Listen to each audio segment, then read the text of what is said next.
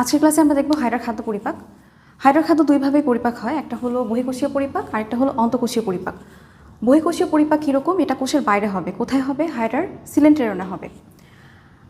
আমরা জানি যে হাইড্রার গ্যাস্ট্রোডার্মিসের পুষ্টিকোষ দুই ধরনের, একটা হলো ক্ষণপদীয় কোষ আর একটা হলো ফ্লাজেলীয় কোষ।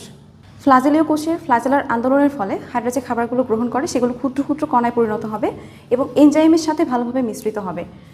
বহিঃকোষীয় পরিপাকে আমরা এক ধরনের খাদ্য পরিপাকই পাবো। এখানে প্রোটিন পেপসিন নামক এনজাইমের প্রভাবে পলিপেপটাইডে কনভার্ট হবে। সিলেন্টেরনে প্রোটিন ব্যতীত আর কোনো খাবার পরিপাক হবে না। নেক্সট আমরা পাচ্ছি অন্তঃকোষীয় পরিপাক। অন্তঃকোষীয় পরিপাক আমরা জানলাম যে হাইড্রার যে পুষ্টিকোষ দুই ধরনের, তার মধ্যে একটা হলো ক্ষণপদীয় কোষ। ক্ষণপদীয় কোষের ভেতরে মেইনলি অন্তঃকোষীয় পরিপাকটা হবে। অন্তঃকোষীয় পরিপাকে আমরা এখানে দেখতে পাচ্ছি আমিষ জাতীয় খাদ্য ট্রিপসিন নামক এনজাইমের প্রভাবে অ্যামাইনো অ্যাসিডে কনভার্ট হচ্ছে। আমরা জানি ট্রিপসিন হলো প্রোটিওলাইটিক এনজাইম। এরপর শর্করা অ্যামাইলেজ নামক অ্যামাইনোলাইটিক এনজাইমের প্রভাবে গ্লুকোজে কনভার্ট হবে এবং লাইপেজ নামক স্নেহবিশ্লেষী এনজাইমের প্রভাবে স্নেহজাতীয় খাদ্য ফ্যাটি অ্যাসিড এবং গ্লিসারলে কনভার্ট হবে। কোষের ভেতরে তিন ধরনের খাদ্যই পরিপাক হবে। হাইড্রা শ্বেতসার জাতীয় খাদ্য পরিপাক করতে পারে না।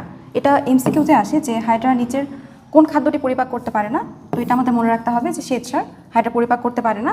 আর ওভারঅল হাইড্রার যে পরিপাক বহিঃকোষীয় এবং অন্তঃকোষীয়, এটা আমাদের সিকিউরের জন্য ইম্পর্টেন্ট। আশা করি বুঝতে পেরেছো।